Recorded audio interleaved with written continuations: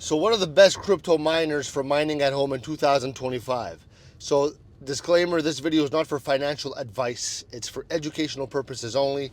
It's very bright here, big snowstorm.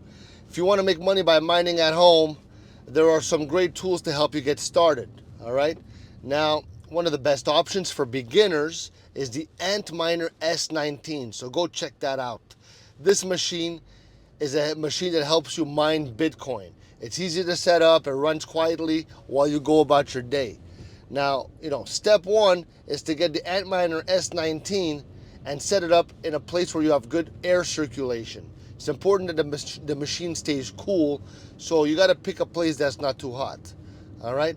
Step two, you got to join a mining pool. This is where you work with other people to mine together. All right? Now, by joining a team, you join a pool, you could basically earn crypto faster than if you do it alone.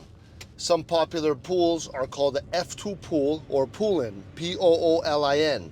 Step three is to keep your miner running and track your earnings. Over time, the more you mine, the more your crypto wallet's going to grow.